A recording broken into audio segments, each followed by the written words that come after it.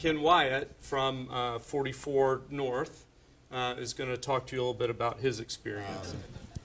My name's Ken Wyatt, the co-founder of 44 North Vodka. Has anyone here ever heard of it? Okay. Well, we like to think of ourselves as representative of the Pacific Northwest, using the Idaho potato, and then local flavors such as huckleberry, Rainier cherry, and nectarine. So it's just basically kind of the best of the Pacific Northwest in a bottle. My bio is actually pretty simple. It says basically that I started in this industry with soft drinks, moved on to Remy Amérique, Shefflin, and Somerset, which is now Moet Hennessy, and InBev, which is in the beer business, before starting 44 North. So most of the companies I work for don't exist anymore. That's how you really date yourself in this industry. When you talk to someone who started the business, you mentioned Shefflin and Somerset, which once was one of the premier companies, and they don't know it even existed, right? You know, in life, when you're faced with a challenge, you just kind of have to look at the enormity of it, right? So I call that looking into the abyss. And, you know, you see this big challenge in front of you, you say to yourself, okay, how am I going to get this done? So I tend to think about it, because I'm a big fan of military history, I tend to think about it from a military perspective, political perspective, strategy perspective. So in terms of this abyss, I mean, no one wants to fail, but it's inevitable, and as people pointed out earlier, it's sometimes necessary to get better. And I think of some things that have happened since we started 44 North that have happened that I said, okay, new competitor, but in that case, we kind of pivoted and got better and kind of just pushed them aside. So sometimes it's just about dealing with failure and moving on. The key is avoiding a catastrophic failure. And I think, as Jackie said earlier, it's really about staying in the game for a long time. When I worked for Julie, actually, at Shefflin Somerset, one of the things she had me do was to go through a bunch of brands and do the case studies. So I remember doing Absolute, Jack Daniels, Crown Royal, and maybe one other. But one of the key learning for all of those brand studies that I did was they were basically 20-year projects, meaning that you couldn't say, this is going to be 5 years and we're going to sell it for $1 billion.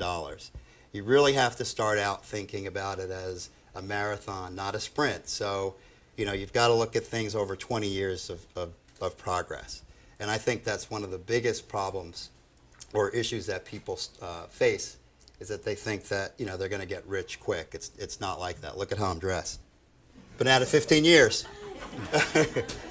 So the thing about failure is, I'm a big fan of this guy, Musashi, who's a famous Japanese samurai. He says that the way of the warrior is the resolute acceptance of death.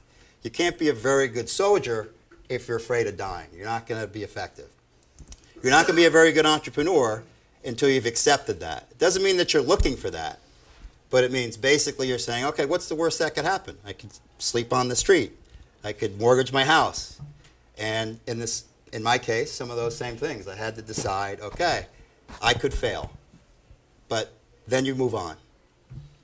Put that behind you. Okay, so plans are important.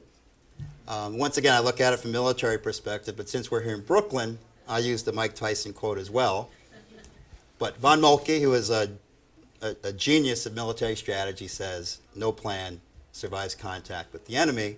No business plan survives contact with the marketplace. One of the things that you discover as you launch a brand is that the consumer has a totally different idea for that brand than you had. So you put something in the marketplace thinking that it's going to appeal. A brand called Cabana Boy comes to mind. But you think you're going to have this brand that's going to appeal to women because you have women and guys with bathing suits on the bottle. But then the next thing you know, it takes off in the gay market. And I think the guys at White Rock, I think that blew their mind. And it took them a while to figure it out, but they did. So sometimes it's just knowing what to do when those things happen, when all of a sudden the consumer embraces your brand differently than you thought they were.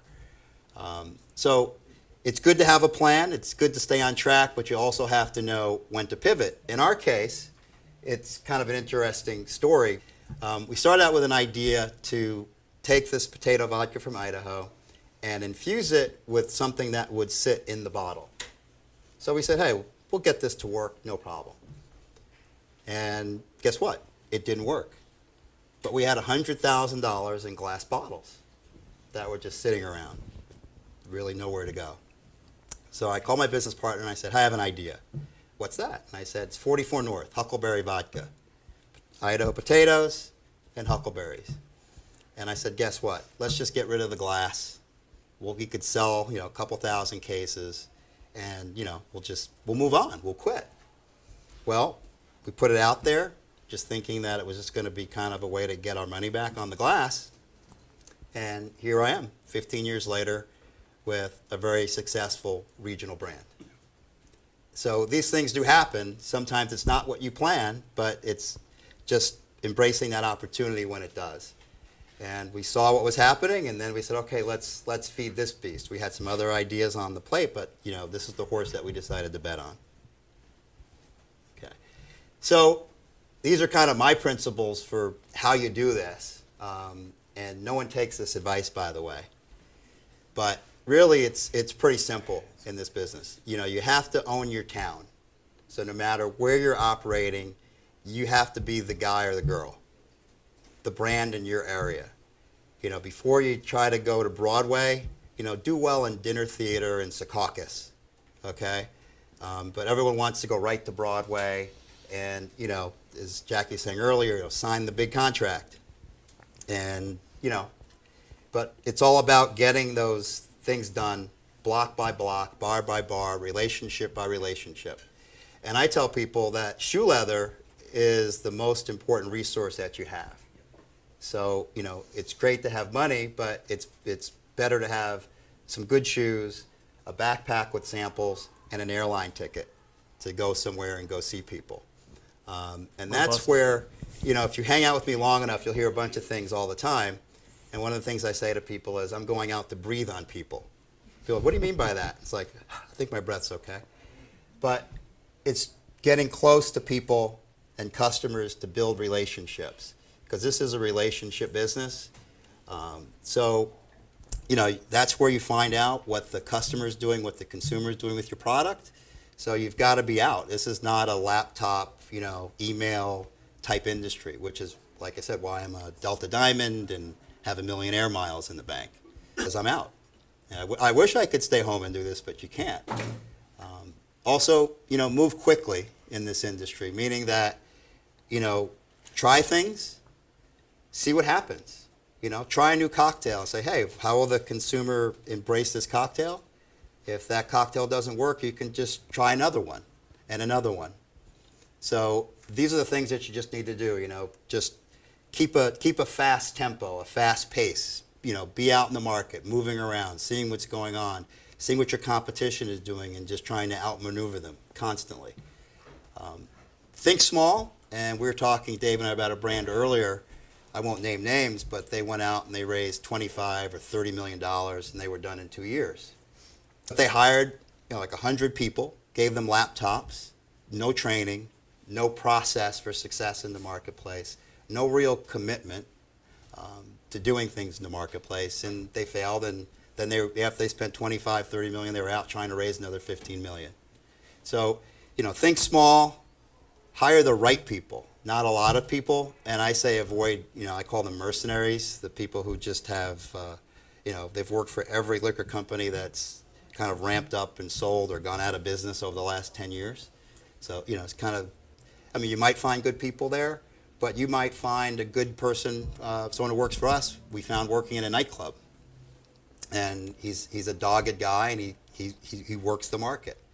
So it's just about finding people who are willing to kind of get in the trenches and do the hard work, because it is hard work. Fun work, but hard. And as I say, play the long game. This is not a sprint, but a marathon. So if you're not willing to devote, this is where I'm trying to talk people out of this. If you're not willing to devote at least 20 years of your life to the craziest grind you can imagine, then don't do this, because it will consume everything you do. Your relationships, I joke with Jacqueline here, who works with us. I don't have any friends anymore. I mean, I do, but they're all behind bars or own bars or work for distributors. You know, my college friends, I don't see them anymore. So you really just have to just dive into this business and live it 100%. So money can be a hindrance and kind of make you lazy and fat. So once again, it's a marathon, not a sprint. And I think that's basically it for me.